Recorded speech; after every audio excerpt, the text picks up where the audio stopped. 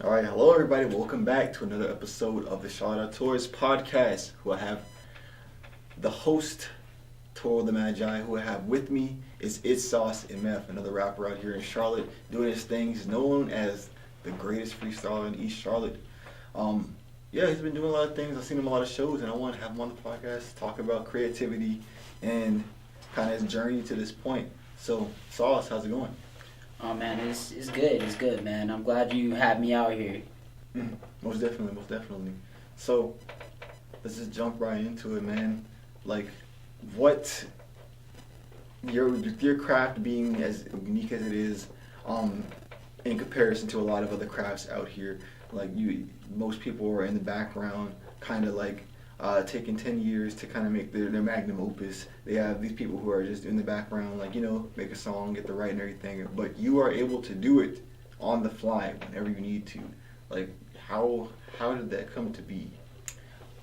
So honestly, I started off basically like not being able to like rap at all. I used to get pushed because kids in my neighborhood used to freestyle at like the bus stop and whatnot, and they would try to push me into it. And I'd be like, no, I'm not for it. And then I would go home and I would actually start thinking of lines while I'm listening to them go. And so eventually it got to a point to where I actually started making an attempt, and I was actually nice with it.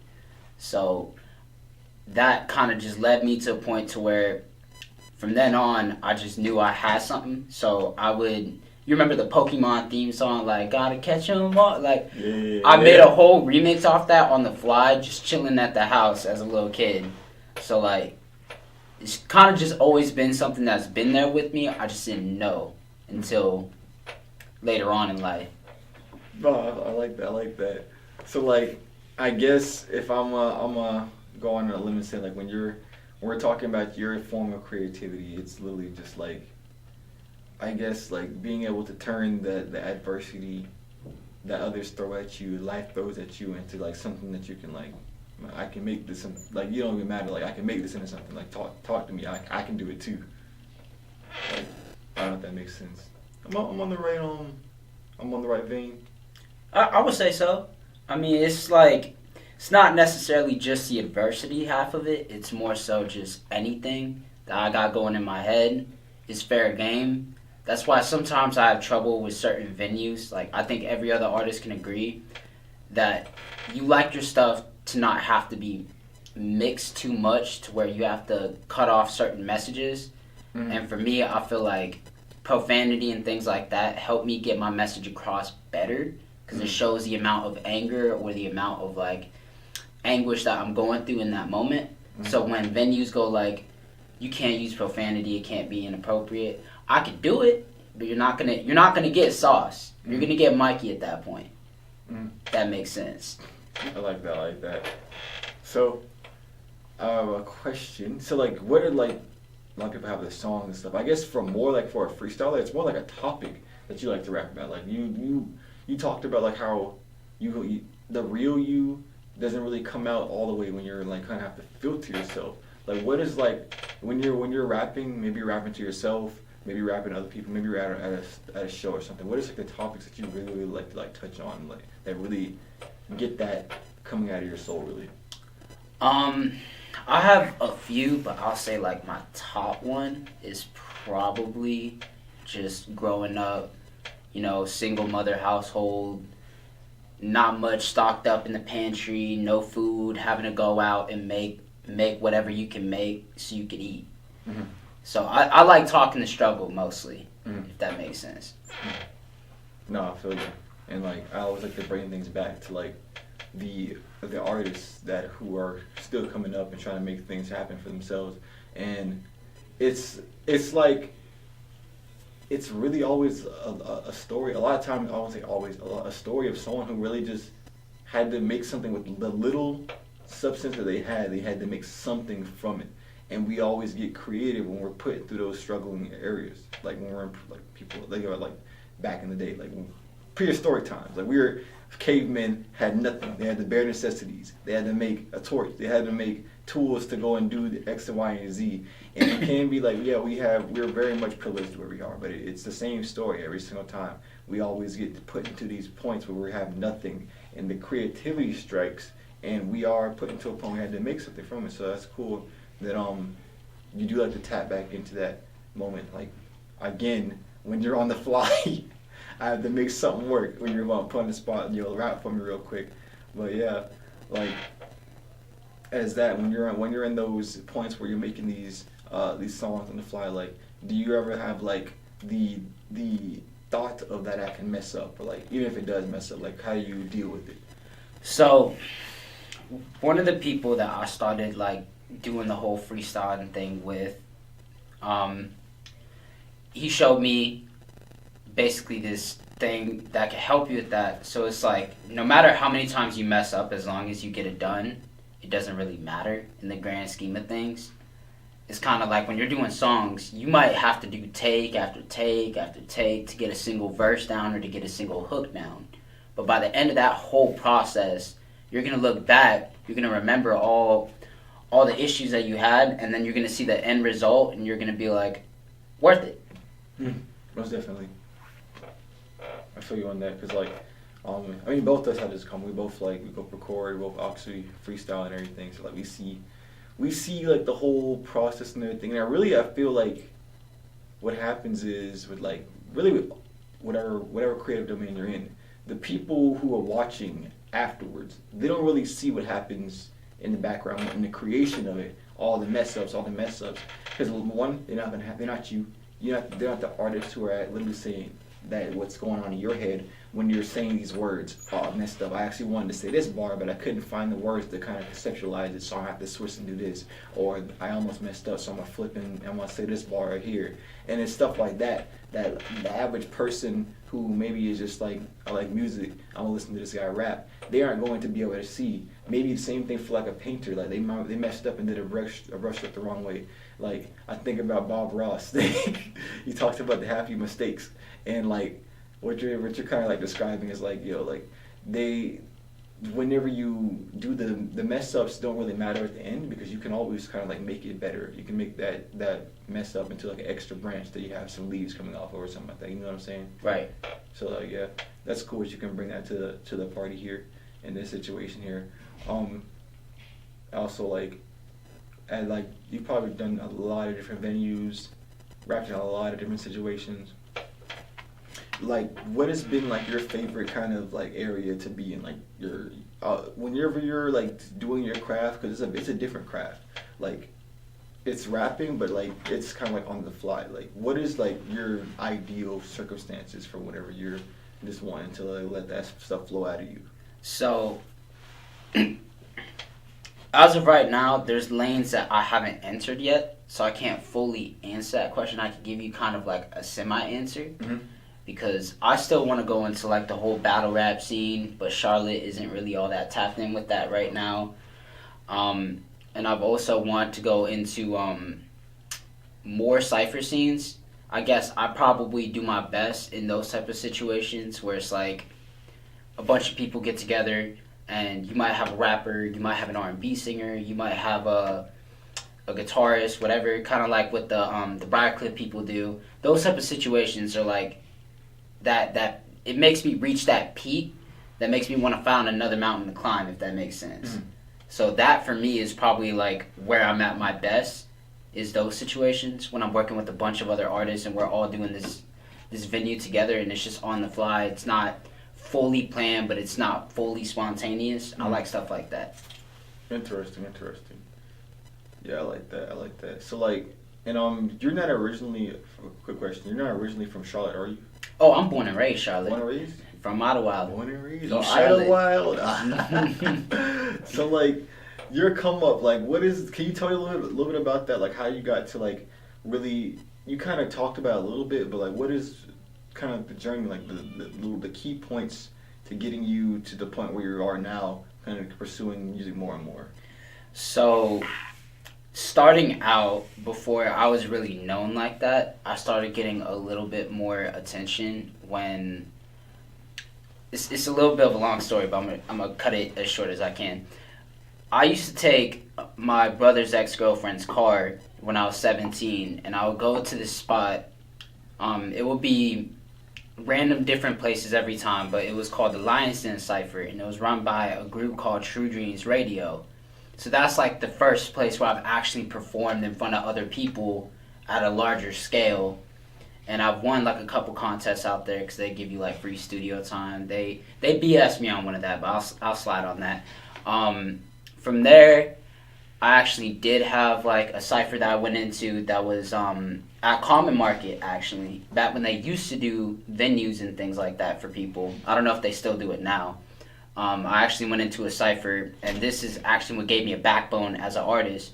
There was a dude and his brother who kept going up and taking my turn on the cipher. So you know what I did? I got up on there and I lit him up.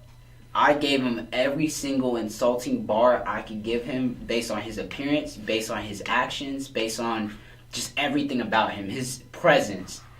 And from there, like, when I actually got a huge reaction out of the crowd, that was like the moment where I was like, I have a feature in this. And I'm going to stake it all because of this moment right now. I'm going to go further and further and further. And I've been blessed with meeting people, making new connections, and yeah.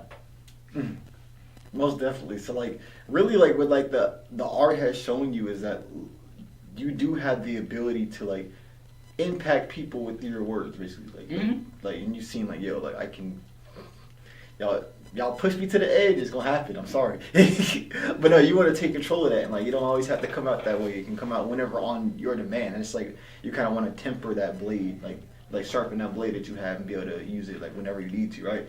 Right. I'm overall peaceful. I don't want nobody thinking like, oh, we have a problem, I'm gonna offer it, make a diss track. No, I'm not like that.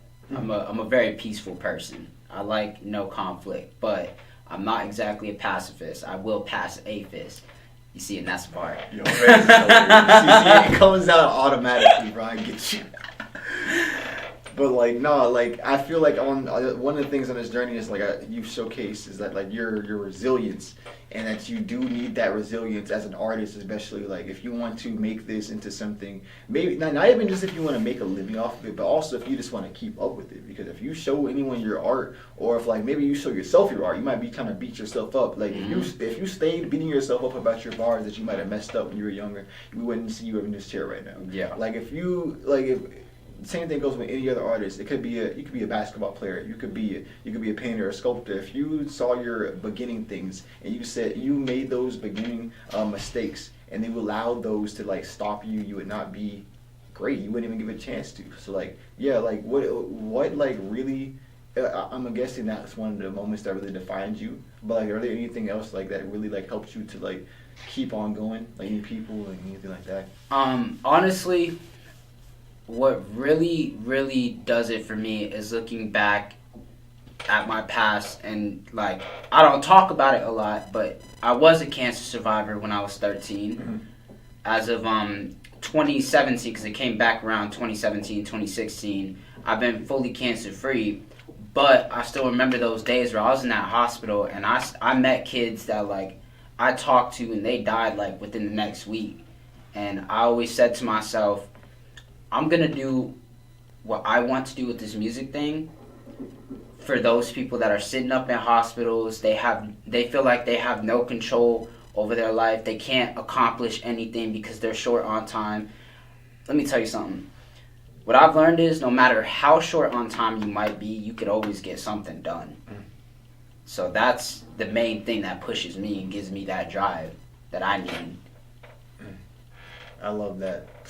You know, because the thing is, like, me as an artist, because I've been, one of the things that I'm learning right now is that, for one, like, you might think you don't have enough time to do whatever you want, but, like, that you just holding yourself back is not what you need to be doing. Like, you got to remember, like, you're here to live your life, no matter how short it is. So, like, if you are worried about how much time you got, then you're spending time worried about the wrong things. Right. I spoke to Sam the other day, Sam DeNovo, and we were talking about like how whenever we could have all these worries, all this anxiety, but at the end of the day, if there's anything that you want to do, you have to go and do it. There's only so much that you can think about, so many hours in a day, and you spend that time. Like, you gotta remember, you gotta set the table so God can set it for you. If you're thinking about, oh, I got cancer, oh, I like this, I'm sorry, I'm not.